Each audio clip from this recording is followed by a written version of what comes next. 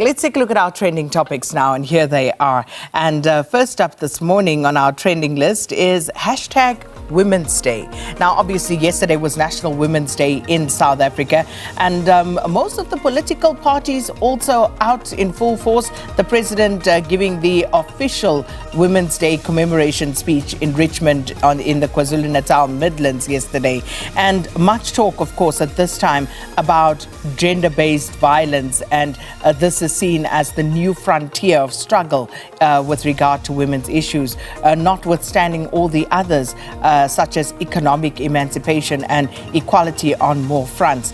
So depending on where you were, which of those you attended, you would have heard these messages in various guises. But of course, there are many, many more questions to be asked about women's struggles, and also how much is being done at an institutional level, at government level, in order to make sure that some of these issues are addressed. So that is, of course, Women's Day, as we celebrated or commemorated that yesterday. The next one is Panyisa. This one is, of course, Panyisa Lesufi, who is the MEC for Education here in Gauteng. And the whole issue around Panyisa Lesufi is around education. Now,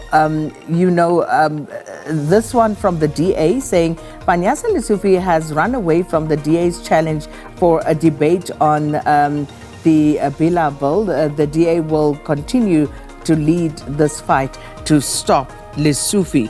Now, a lot of talk around if you'd remember back during COVID, when we were still on lockdown and there was a return to schools, the money that was spent to fumigate schools in Gauteng, and people saying 400 million rand, you give it to the Department of Education in Gauteng and you fumigate classes, whereas you go to an organization like AfriForum, who have shown that they could actually build an entire institution of higher learning with that same sort of money. So people basically talking to all of these things and making comparisons about how money is spent, and of course the advancement of education.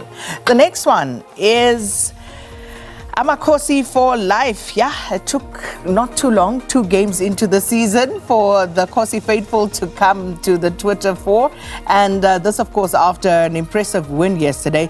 AmaZulu played really well last night against Maritzburg United. And debutant Dupree there getting himself on the score sheet. Great debut for him in this particular home game. And, of course, Keegan Dolly also weighing in there.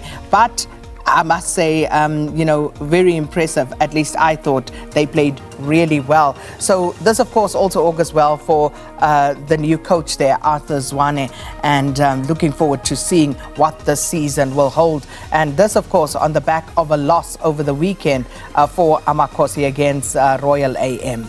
But that's, of course, why AmaZulu are trending, that win last night.